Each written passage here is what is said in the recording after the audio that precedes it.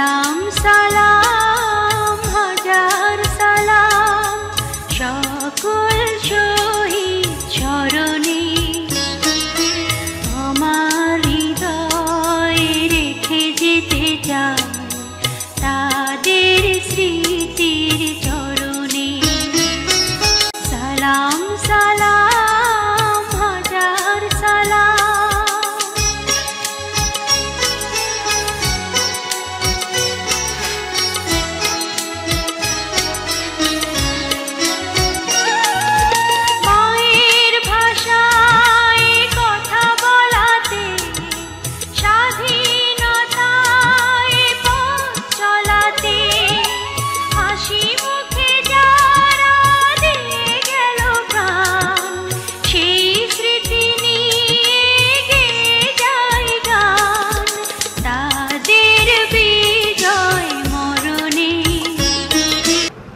আমার নাম মোহাম্মদ হারুন আল রশিদ। আমি আমার বাবার নাম মৃত মোহাম্মদ হোসেন, মা যারা। আমার গ্রামের বাড়ি ঈশ্বরগঞ্জ বর্তমানে ঈশ্বরগঞ্জ উপজেলা সোহাগী ইউনিয়নের বাড়ির গ্রাম। আমি ওই সোহাগী স্কুল থেকেই এসএসসি পাস করছি 1964 সালে। এসএসসি পাস করে আনন্দমোহন কলেজে আনন্দমোহন কলেজে আমরা যখন ভর্তি হয়েছি তখন আমাদের ছাত্র রাজনীতিতে আমি প্রথম 64 সনেই জেলা ছাত্রলীগের সহ সাধারণ সম্পাদক নির্বাচিত আমাদের সভাপতি ছাত্রলীগের সভাপতি ছিল সাখাওয়াত হোসেন তালুকদার। সেক্রেটারি ছিল আমার যতটুকু মনে পড়ে এখন মোশারফ ভাই, আওয়ামী লীগের এমপি হয়েছিল কয়েকবার। আমাদের কমিটিতে ছিল একলাস মুক্তিযোদ্ধা কোম্পানি কমান্ডার। আমাদের কমিটিতে ছিল হালদাঘাটের রহমান, মিল্কি ভাই ছিল বর্তমান আওয়ামী লীগের সহসভাপতি। আর ছিল আমাদের কমিটিতে, জেলা কমিটিতে ছিল বর্তমান রাষ্ট্রপতি হামিদ ভাই, উনি ছিলেন ভাইস প্রেসিডেন্ট, মিল্কি ভাই ভাইস প্রেসিডেন্ট জেলা কমিটি। এই জেলা কমিটির কয়েকজনের নামে এখন মনে আছে। তখন থেকে আমরা ছাত্রলীগ সংগঠন সংগঠিত করি। আমরা গর্বর ব্যাপার না, আমরা দুঃখের সাথেই করতেছি। আমরা তখন বহিরাগত দ্বারাই ছাত্রলীগটা মহাসিং প্রতিষ্ঠিত হয়। শহরের কোনো ছেলে থেকে আমরা ছাত্রলীগে পাইনি। কারণটা একমাত্র কারণ ছিল, এটা ছিল মোনায়েম খানের বাড়ি। মহাসিং শহরটা মোনায়েম খানের ঘাঁটি ছিল। সেখানে সব মোনায়েম খান সাহেবের সান্ডা ভান্ডারা ছিল। কেউ শহরের তো তাই না, বাহিরের আমরা যাই ছাত্রলীগের কমিটি গঠন করতাম। আমরা এই গেছি গা জামালপুর, গেছি গা একেবারে ভৈরবের মেঘনা টু যমুনা, আমরা গারো পাহাড় টু ঢাকা। এই যে এরিয়াটা, এই এরিয়ার ছাত্ররা কিন্তু তখন তো এত কলেজ ছিল না। এটা আনন্দমণি কলেজ ছিল, পরে নাসিরাবাদ কলেজটা তখন ইন্টারমিডিয়েট পর্যন্ত স্টার্ট হয়েছিল তখন মাত্র। একটা কলেজে ছিল আনন্দমণি, আর ছিল এদিকটা শেখ মাহমুদ কলেজ, আর ছিল গুরুদয়াল কলেজ, আর কোনো কলেজ ছিল না। কেন আমাদের এই গ্রামের ছাত্ররা সংগঠিত করে আমরা ছাত্রলীগ তৈরি করলাম। এবং আস্তে আস্তে 1964 সনে আইসা আমরা ছাত্রলীগ এরকমভাবেই স্ট্রং হলাম যে আগে আমাদেরকে আমরা এনএসএফে ডরাইতাম, 66-67তে আইসা এনএসএফরা আমাদেরকে ডরাই। তখন আমরা ছাত্রলীগ মোটামুটি শহরে বাসা রাজনীতি করতে পারতাম। আমার যতটুকু মনে পড়ে, আমাদের সিনিয়র 2 বছর সিনিয়র ছিল সুহেল রানা, যে নায়ক, সে আনন্দমোহনের ছাত্র ছিল। তার বাবা ছিল গরিবের রয়েছে। তাকে একদিন এনএসএফের ছেলেরা এই অলকা হলের এনে এরকমভাবে মাইর দিল। তার অবস্থা বেগুদিক দিকে। এখন একটা হসপিটাল আছে, এনওএসকে হসপিটাল, আমরা যদি ভর্তি করি ওরা এনে গিয়ে আবার মারবে। কারণ সুহেল রানার প্রতি তার একটা জিদ ছিল তাদের। এনএসএফ থেকে খুব ঠান্ডা লোক তো, সোহেল রানা একলাস, এদেরকে খুব ভয় পাইতো আর সুযোগ পেলে এদেরকে মারত। এরকম মার দিল। পরে আমরা সাখাওয়াত ভাই আমরা বললাম কি যে আরও তার বাপের কাছে পৌঁছাই দিতে। আমরা তারে পুরো করিয়া কান্দা তুলিয়া নিয়ে স্টেশনে গিয়া তাহলে তার গরিপুরে তার বাবার কাছে পৌঁছাই দিয়েছি। তার বাবা এখন প্রাইভেট চিকিৎসা করে। সোহেলরাও কিন্তু আমাদের সাথে ছিল। পরবর্তী সময়ে যখন আমরা এই আন্দোলন, তখন আন্দোলন তুঙ্গে, আমরা ওই আন্দোলনের সম্পৃক্ততা, আন্দোলনের নেতৃত্ব দিছি, আন্দোলন করছি। এবং ৭১-এর যুদ্ধের যখন হয়, আমি যুদ্ধের কথাই চলে যাই। তো মুক্তিযুদ্ধে যাওয়ার আগের একটা আমার মর্মস্পর্শী একটা ঘটনা আমি না বললেই পারছি না। পাকিস্তান বাহিনী সোহাগী বাজারটা পুরাই দিচ্ছে, এই খবরটা আমরা পাইছি। কারণ আমরা পরের দিন মুক্তিযুদ্ধে চলে যাব। কারণ আমার একটা ইচ্ছা হলো যে আমি মুক্তিযুদ্ধে তো যাবোই, মার সাথে হাফিরা আই কিনা, এটা তো আর কোনো যে যুদ্ধে তো যে কোনো মতে যে কেউ মরতে পারে, মার একটু শেষবারের মধ্যে দেখতে যাবে। আমি ওই গরিপুর হইয়া ওই গ্রাম দেয়া হাইটা মহাসিংহা হাইটা গেছি আমাদের গ্রামের বাড়িতে। আমার রাত্রে গিয়ে আমাদের গ্রামের বাড়িতে আমি গেছি রাত্রে 1-2টার সময়। ওইটাকে দেখে আমাদের গ্রামের বাড়িতে সোহাগী বাজারটা যে পুরাই দিছে, সেই বাজারের আমার বাপ ছিল তখন ইউনিয়ন পরিষদের মেম্বার। বাজারে বাবাও ব্যবসা করতো, আর ব্যবসায়ীদের ফ্যামিলি যায় আমাদের বাড়িতে যায়, প্রায় 40-45 জন মেয়ে লোক। আর আমি রাত্রে গিয়েছি, আমি সকালে চলে যাব। মারে কইলাম যে মা আমি তো টাউন যাবো না, পাঞ্জাবিরা যেখানে যুদ্ধের কথা বলি নাই, যে পাঞ্জাবিরা তো যে কোনো মুহূর্তে আসা ধরে নিবে গা। এখন তো এই ওদের দালাল আছে, যারা মুসলিম লীগ করে, এরা তো পাঞ্জাবিদের দালাল, ওরা তো দেখা দিব আর ধরে নিয়ে যাবো। তা আমি বরং পলায় পড়ি, পলায় পড়। আমার খুব গ্রামের মানুষ তো সহজ সরলভাবে বলবো যে পলায় পড়ে। আমি সকালে উঠলাম, খাওয়া দাওয়া শেষ হয়েছে না এর সময়, সমানে মানুষ চিল্লায় আইতেছে যে পাঞ্জাবি একটা গ্রাম, আমাদের গ্রামটারে অ্যাটাক করতেছে। আমাদের বাড়িতে এতগুলি মহিলা সবারই বললেন যে তাড়াতাড়ি আমরা চলি। আমাদের বাড়ির জাস্ট 100 গজ পরেই একটা ছিল বড় বন্ধ মানে একটা বাইদের মতো আর কি, তখন পানি ছিল।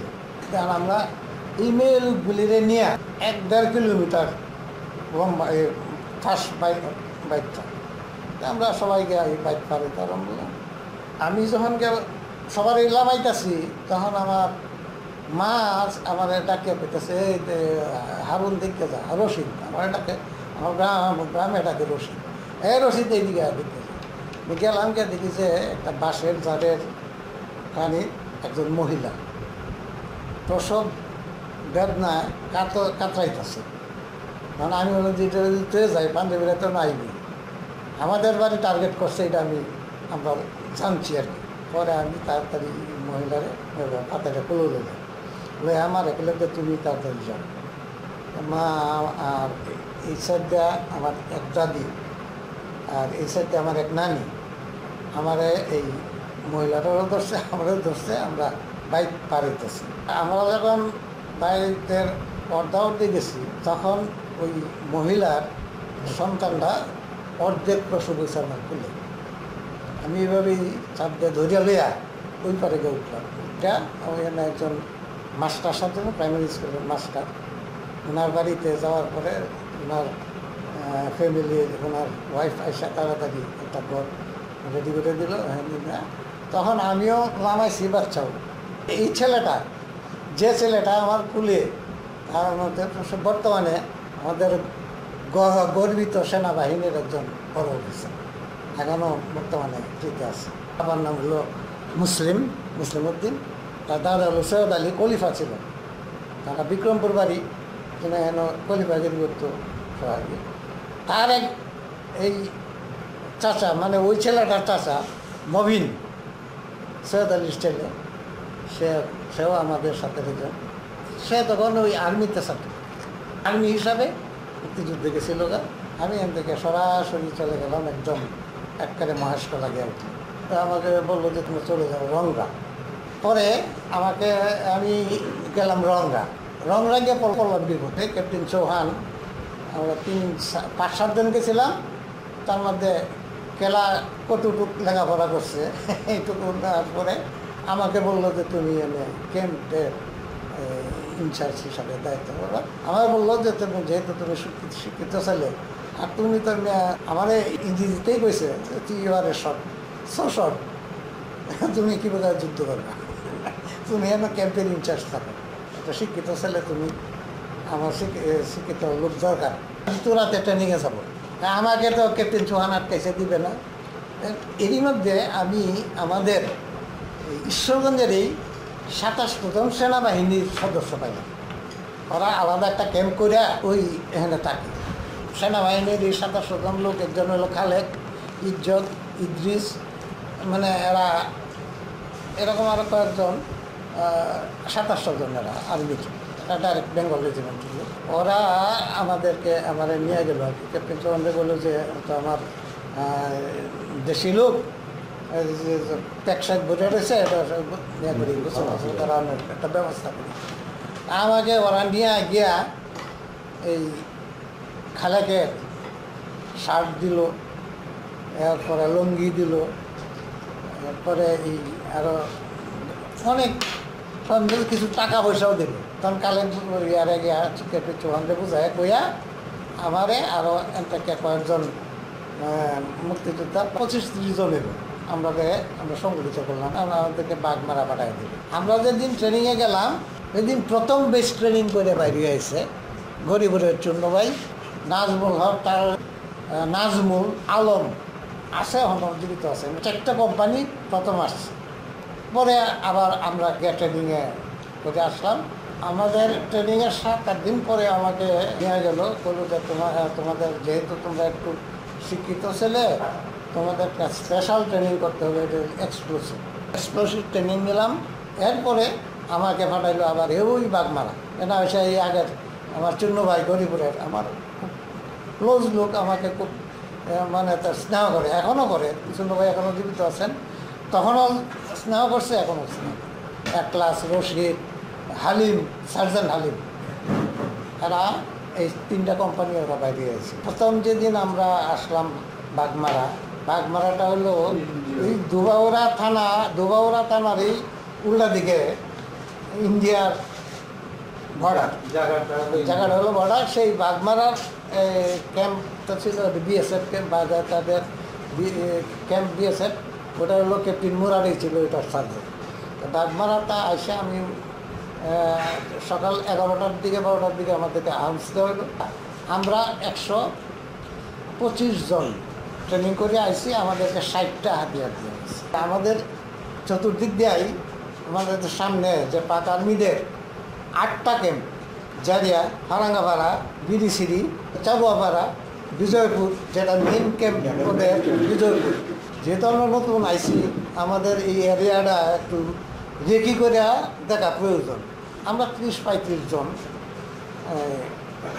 বললাম কি এই রাইফেল লইয়া আমরা একটা গ্রামের দুবাউরা থানা, বাংলাদেশের ভিতরে দুবাউরা থানার একটা গ্রাম, এই গ্রামের চারুয়াপাড়া ক্যাম্পের এই পাশে হলো গ্রামটা। আমরা গ্রামের পিছন দিক দিয়া, জঙ্গলের পিছন দিয়ে আমরা যাইতেছি। ঠিক ওই মুহূর্তে ওরাও এদিন একটা রেখিতে যাইতেছিল গ্রামের সামনে দিয়ে, আমরা যাইতেছি পিছন দিয়ে, ওরা যাইতেছে গ্রামটার সামনে দিয়ে। এক পর্যায়ে গ্যাস ঠিক সন্ধ্যার মাগরিবের আজানের আগেই আমরা মুখোমুখি হয়ে গেলাম। আমরা মুখোমুখি হয়ে গিয়ে আমরা যেহেতু রেডি ছিলাম, আমরা রেডি থাকা অবস্থায় আমরা ফায়ার করে যাচ্ছি। আমাদের ফায়ার ওপেন করাতে ওরা 6 জন একসাথে মারা গেল।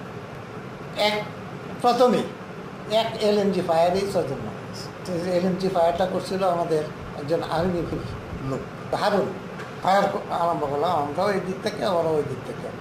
ফায়ার করতে করতে এক পর্যায়ে আমাদের গুলি শেষ হয়ে যায়। আমরা এই ফায়ার দিতে টুকটাক করতে করতে এক পর্যায়ে আমি কমান্ড করলাম যে তোমরা ব্যাক করো, সবাই পিছন দিকে যাও, সবাই পিছনে হতো। রাত্র হয়ে গেছে, সন্ধ্যা পার হয়ে গেছে। আমরা ব্যাক করছি আমাদের ক্যাম্প, আমরা ইন্ডিয়ার দিকে। কিন্তু আমাদের 2টা ছেলে ওরা ব্যাক করতে পারেনি। 2টা ছেলে আমাদের কমান্ড হয়তো শুনছে না। আমরা ব্যাক করছি, ওরা আজ্ঞাইছে। ওরা 2 জন আজ্ঞায় গিয়া একটা গ্রামের বাড়ির দায়ের পিছনে বয়ে গেছে। রাইফেল ছিল ওদের দুইটাই, গুলি ছিল না। তারা পাঞ্জাবিরা করে আয়া ওরা দুজনকে গুলি করে আমার একসঙ্গে স্পটে। তাহলে ফেরদৌস একটা ছেলের নাম সিরাজ, উপজেলা কলেজের প্রিন্সিপাল ছিল সিরাজ, সিরাজের আপন ছোটো ভাই, সহোদর ছোটো ভাই ফেরদৌস, ইন্টারমিডিয়েটে পড়তো উপজেলা কলেজেই। আরেকটা ছিল এই গোকুলচন্দ্র দেবনাথ, ওর বাড়ি ওই পূর্বতলায়, এই পূর্বতলা কলেজে পড়তো, দুটা ক্লাসমেট, দুটা ছেলেরই এখানে মারলে। আমরা রাত্রে 12টা 1টার সময় যাই ওই আবার ওই লাশ দুটা নিয়ে আসছি। পরের দিন এক ক্লাস আসলো, তখন ওই রশিদের কোম্পানি আর আমাদের কোম্পানিটা নিয়ে গেল গোয়াতলা। সরাসরি সে গোয়াতলাতে গিয়ে ক্যাম্প করছে। আমরা গোয়াতলা চলে গেলাম।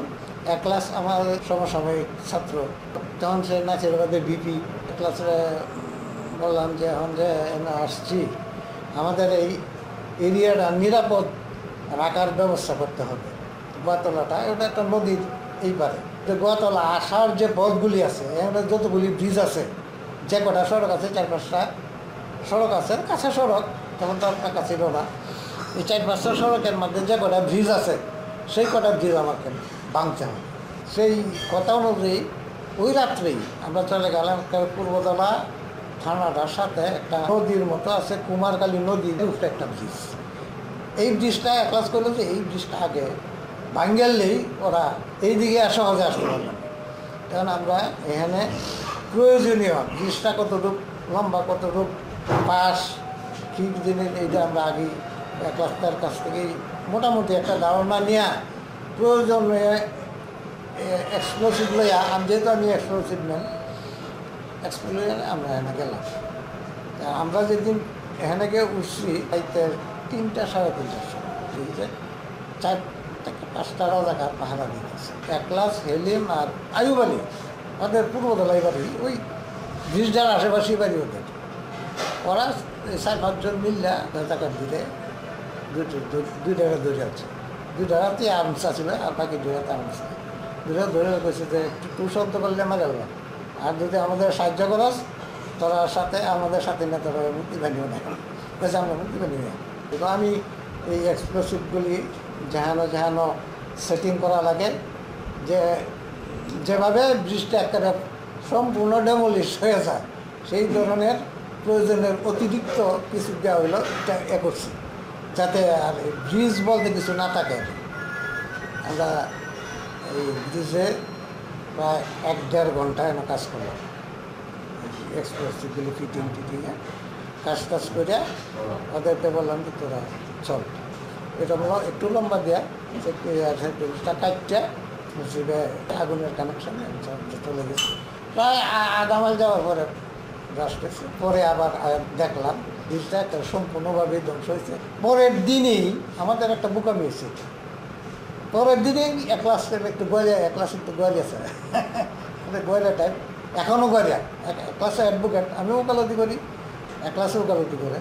আমরা এক ক্লাস ছিল আমাদের মধ্যে সবচেয়ে গয়লা, মারামারি তো গয়লা। সে বললো যে না, আজকে আরেকটা ব্রিজ আছে, এটা বানাবো। এটা হলো আজ্ঞা নামক একটা জায়গা, এটা চিনেন বোধ আপনারা। আজ্ঞা নামক জায়গাটায় একটা ব্রিজ আছে, এটা একটা বড় খাল, বন্ধের মধ্যে, বন্ধটা বেশ বড় বন্ধ, এন পানি ওই দিক দিয়ে সাঁতার, ওই দিক দিয়ে সাঁতার। ব্রিজটা খুব গুরুত্বপূর্ণ। ব্রিজে আবার গেলাম, কিন্তু এরই আগে পাঞ্জাবিরা ওই দিন আগের এই কুমারকালীর ব্রিজ ভাঙ্গাতে ওরা করলো কি, আইসা এই জায়গায় আসা বাঙ্কার টাঙ্কার গাড়িয়া করে পাক্কা বাঙ্কার করিয়া এরা সেলফ সাফিসিয়েন্ট হয়ে রয়েছে। আমরা এটা জানি না, আমরা আগের দিন দেখেছি কিছু নাই, রাজাকারও নাই। আমরা সরাসরি ব্রিজটার থেকে 1 কিলোমিটার দূরে একটা বাড়ি, গ্রামের বাড়ি, এই বাড়িতে থেকে গিয়া 2টা কোদাল রয়েছে। এই আগের দিনের রাজাকাররা আমাদের সাথে আছে, ওদের কাছে দিছি এক্সপ্লোসিভের বোঝা। আমরা এবারে কোদাল আনতে যখন গেছি, তখন একটা বুড়া মহিলা, বাবারা যে এনো যাইও না, এনো যাইও না, পাঞ্জাবি আছে, যাইও না। আমরা বেটির কথাটা আমার কানে আসছে, আমি আর বেটির কথাটা কান দিছি। সত্যি কথা, এটা খান না দিয়া আমরা সরাসরি ব্রিজের থেকে এই অন্তত 100-150 গজ দূরে আমরা বলছি। এখানে এই যে আমরা যে জায়গাটা গেছি, এখানে ছিল অনেকগুলি রাজাকার। আমরা দেখিয়া রাজাকাররা বাঁচছে, এটা আমরা বুঝতে পারি না। গ্রামের মানুষ চাননি রাত একেবারে ফটফটা চাননি, মানে একেবারে যে ভাদ্র মাসে চাননি নদীর তল দেওয়া যায়, এরকম একটা কথা আছে না, এরকম ফটফটা চাননি রাত্র এই রাজাকাররা আমরা দেখে বাইকে গেছে, এটা আমরা বুঝতে পারছি। এটাও বুঝছি আমরা হচ্ছে গ্রামের মানুষের নয় আড্ডা মারতেছে বইয়া, আমরা দেখছি মুক্তি বাহিনী দেখে গেছে। আমরা এই মনে করি ব্রিজ থেকে এই 100-150 গজ দূরে আইসা আমরা বসা আমাদের সাথে ছিল 7 জন ইপিআরের সদস্য, 5 জন পুলিশ, 6-7 জন ছিল আনসার, এবার 15-20 জন ছিল ওরা। ওদেরকে বললাম যে আমরা যেহেতু পুরান অভিজ্ঞ, আমরা ব্রিজটা পার হইয়া এই 50 গজ দূরে যায় ওই দিকে একটা পজিশনটা বসেন, আমরা যেহেতু ব্রিজটা করতে তো অনেকক্ষণ সময় লাগবো, আমরা ততক্ষণে ইন্ডিয়া যদি আবার পাঞ্জাবি কালকা ব্রিজ ভেঙে দিয়ে গেছি, পাঞ্জাবিরা যদি এইদিকে আসে, ওরা করছে কি ওরা আগে ব্রিজের কাছে গেছে না। পাঞ্জাবি ব্রিজের 2 রেলিংয়ে পাঞ্জাবি সেনারা সিভিল ড্রেসেই, কোনো আর্মি ড্রেস না, গেঞ্জি আর এই প্যান্ট পরানো, এই অবস্থায় ওরা রেলিংয়ে বসা গপ্প করতেছে। আমাদের সাথে যারা এই যে ইপিআরের লোক বা এই পুলিশের লোক, আনসারের লোক, ওরা কাছে গিয়ে বুঝছে যে এরা আমি গপ্প শুনে বুঝছে আমি হারা করলো কি মানে পজিশন নেওয়া বললো ওদেরকে ফায়ার। এরই মধ্যে আমি হেলিম করে ছেলে ওই প্রজালার হেলিম, আর একটা ছেলে ছিল ক্লাস 8-এ পড়তে, কমরউদ্দিনের কাছে আমার স্ট্যান্ড গানটা দিলাম যে তুই এটা লইয়া আমার সাথে কার হয়ে থাকবি, আমি তো কাজ করবাম, আর কাজ করার সময় তো এইগুলি আমার সাথে রাখে আর সম্ভব না, কারণ থেকে আমার পাহারা দিল। হেলিম আর এই কমরউদ্দিন দুজনকে লইয়া আর রাজাকারদারকে লইয়া আমি সরাসরি যায় ব্রিজ উঠতে আমি আমার ধারণা আমরা যে ইপিআরের সদস্যটিকে পাঠাইছি আর পুলিশ পিছিয়ে এরা আয়া এই রেলিংয়ে বয়ে দিছে। আমি একটা ধমক দিলাম, এই মেয়ারা এটা কি পিড়িতের আলাপ করার জায়গা নাকি?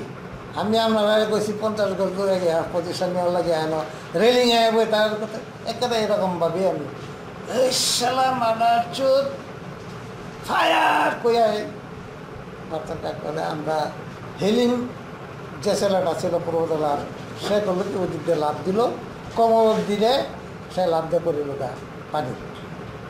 একমাত্র আমি রইলাম ব্রিজে, কোনো রকমে একটা ব্রাশ দিয়াই সাইডে দেয়া একটা গড় দিয়ে গেলাম গা, তুমুল ফায়ার আরম্ভ হইল। এরা 7 জন মারা গেল আর 6 জন ডেড়ে গেল। আমি সাইডে দেয়া একটা গড় দিয়ে গেলাম গা বিলে, এবং সেখান থেকে সাতরাইতে একটা বাড়িতে উঠছি, মানে ওই একটা বাড়ি বিলের মাঝখানে বলতে গেলে একটা বাড়ি। এই পুলিশ 6 জন ছিল, আমি ওই পুলিশের ভাই ওই দিনের কমান্ডার ছিল, অপারেশন কমান্ডার আমি নিজে। আগের দিন ছিল 1 ক্লাস। আর একটা অভিজ্ঞতার কথা আপনাকে বলি, আমি যখন এই বিল পার হয়ে সাতরায় পার হয়ে গেলাম, তখন এই আমার এই যে এইটা কিয়া এবং আডুর উপরে পর্যন্ত শতেকখানি এই যে মৈশা যুগ, এক একটা যুগের এইরকম মৈশা যুগ যাকে বলে, আমরা গ্রামের ভাষা তাকে মৈশা যুগে বলি, খুব বড় বড় যুগ। এটি আমাদের অ্যাটাক করছে, আমাদের এরকমভাবে এটা করছে, পরে এটি তো টান্নে বাইর করা যায় না। তখন এই বাড়ির একটা মহিলা করলো কি তাড়াতাড়ি তার 2টা শাড়ি আনিয়া শাড়ির মাঝে আগুন ধরাই দিল, এটি ছাই বানাইলো, ছাই বানাইয়া আমার শরীর বসলে এই যুগগুলি পড়ে গেল এবং রক্তপান হল। কেন আমাদেরকে ভাত রাঁধতে ভাত খাওয়াইলো, খাওয়াইয়া আমাদেরকে পাঠাইলো। আমাদের কেউ আহতও হয় নাই, নিহতও হয় নাই।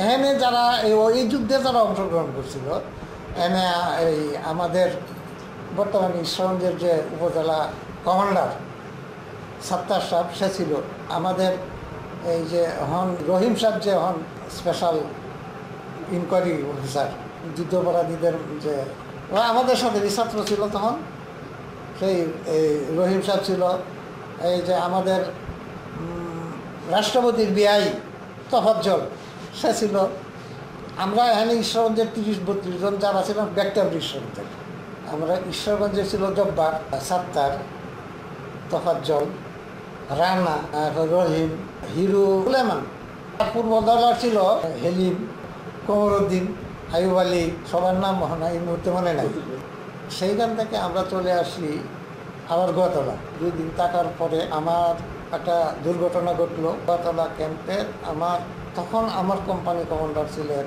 আওতাব নেত্রকোনার বর্তমানে সে হাইকোর্টে প্র্যাকটিস করে একদিন তো আমরা এরকমভাবে গেলাম সারাদিন অপেক্ষা পরের রাত্রে আমরা তো ভাগ করিয়া বিভিন্ন বাড়িতে যেয়ে থাকতাম আলতাফ সাহেব যে বাড়িতে উঠছিল ওদের সাথে কিছু এক্সপ্লোসিভ হওয়া ছিল আর LMG সহ 12টা হাতিয়ার এদিন রাত্রে ওই ঘরে আগুন লাগে যে বিড়ি গায়া ফালছে আগুন ধরে যায় এবং এই এন্টায়ার হাতিয়ারগুলি পুড়ে যায় আমরা কোম্পানিতে এমনি 60টা দিছে হাতিয়ার 125 জনের মধ্যে 60টা হাতিয়ার তার মধ্যে 12টা গেছে পুড়ে এই ডরে আলতাফ সাহেব এই যে বাঘলো ভাগ্যা আয়াপুল্লো এক করে মহিষ করলাম আমরা তো না পড়ছি বিপদ তখন ক্যাপ্টেন মুরারি আমাকে চুন্নভাই লুক পাড়াইয়া আমাকে নেওয়াইল আমি গেলাম আর একটা ছেলে দিল আমাদের গ্রামে পাশের গ্রামে দিই হিরু করে নাম আমরা দুজনে গেলাম আমাদেরকে বলবো যে তুমি এই কোম্পানির কমান্ডার আমাদের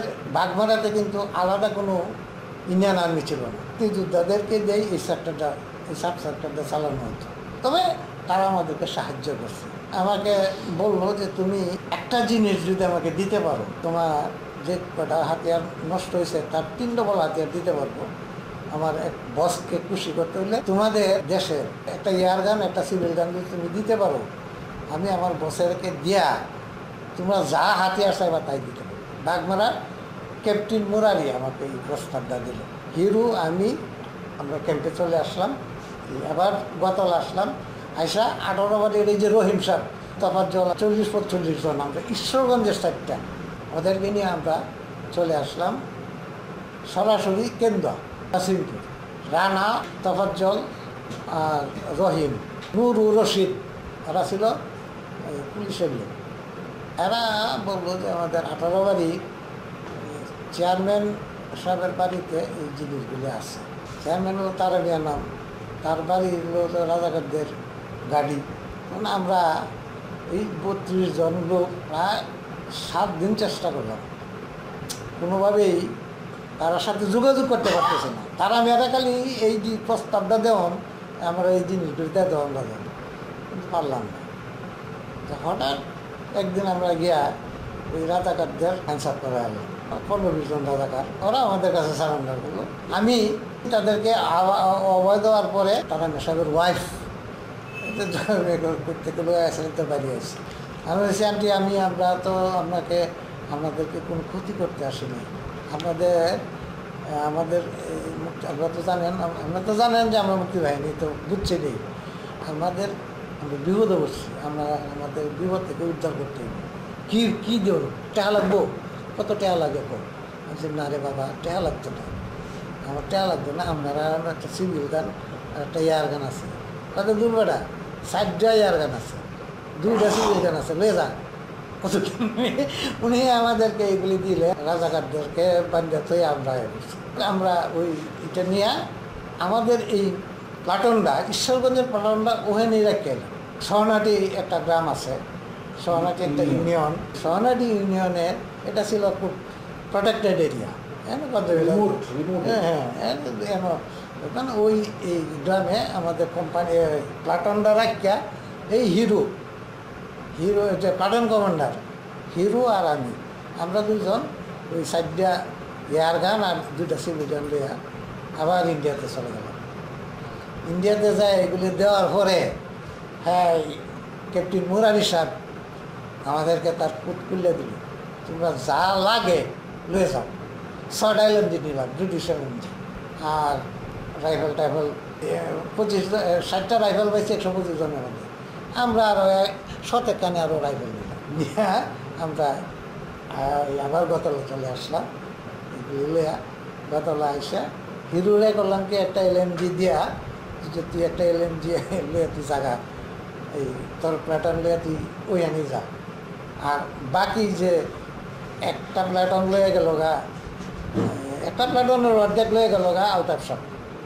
আর বাকি ডিলে লইয়া আর কিছু হ্যাঁ অন্য কোম্পানির মুক্তিযোদ্ধা লইয়া আমরা 150-200 মুক্তিযোদ্ধা লইয়া আমাকে একটা কোম্পানি গঠন করিয়া ক্যাপ্টেন মোরাই সাহেব একটা কোম্পানি কমান্ডার বানিয়ে দিল এবং আমাকে ওইখানে একটা গ্রাম আছে নেলুয়াগিরি, এটা আমাদের বাংলাদেশের এই দুয়াউরা থানা নেলুয়াগিরি ছিল এদের আমাদের চারুয়াপাড়া ক্যাম্প, তখনকার ইপিআরদের যে ক্যাম্পটা ছিল আর কি, এটা হচ্ছে চারুয়াপাড়া টাকারদের এটা দখল করে রাখছি, আমরা এটা আবার দখল করলাম এই ক্যাম্পটা।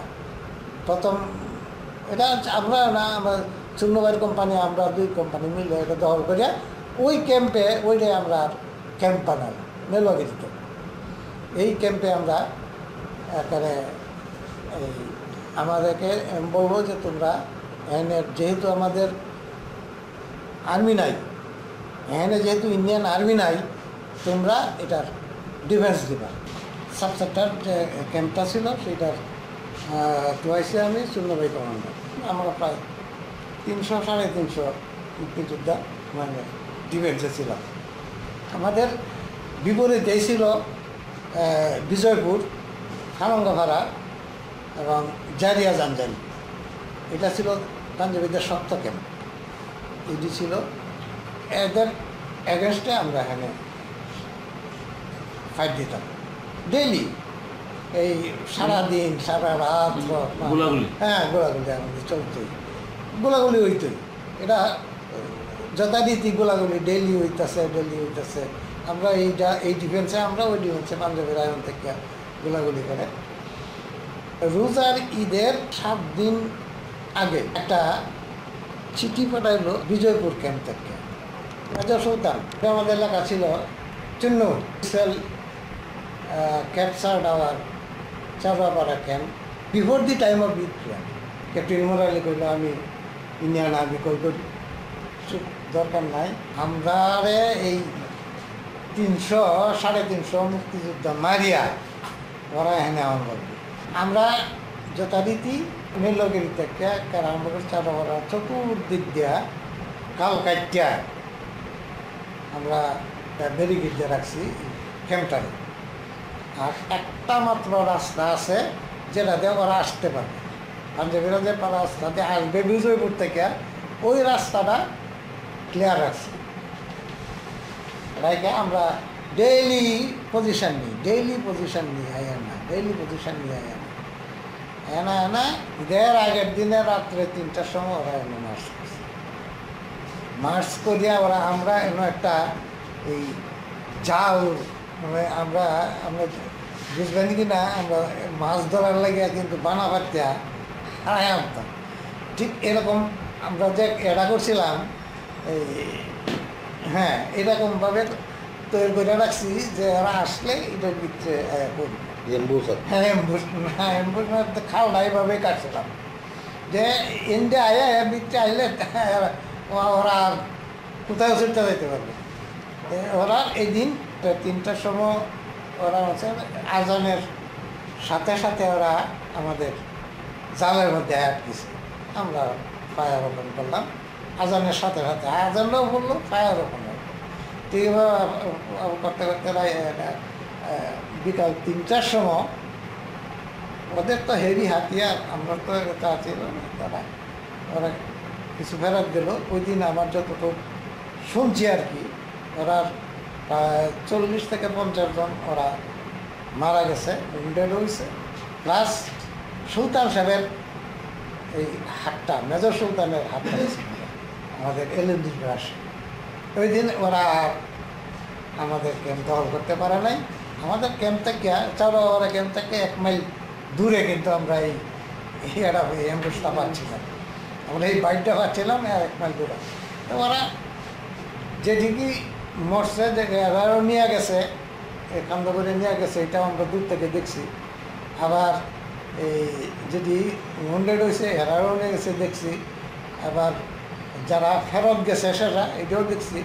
তাহলে আমরা 10 থেকে 12 জনকে আমরা সারেন্ডার করে অ্যারেস্ট করছিলাম এবং এরা যথারীতি ইন্ডিয়ান আর্মির কাছে হ্যান্ড ওভার করছিলাম। এরপরে আমরা ডিসেম্বর পর্যন্ত আমরা এনেছিলাম। ডিসেম্বরে যেদিন ভারত আমাদেরকে স্বীকৃতি দিল, বাংলাদেশের স্বীকৃতি দিল, ওই দিন ইন্ডিয়ান আর্মিরা সরাসরি এসে আমাদের ক্যাম্পে আসলো আর কি। আমাদেরকে বলল চলো মার্চ। আমার ওরার সাথে যৌথ বাহিনী হয়ে গেলাম তখন। মুক্তি বাহিনী এবং মিত্র বাহিনী মিললে যৌথ বাহিনী হয়ে আমরা একদম আমাদের ফাইট করতে করতে করতে করতে ময়মনসিংহে উঠলাম 10টায়। আমার হৃদয় রেখে যেতে চাই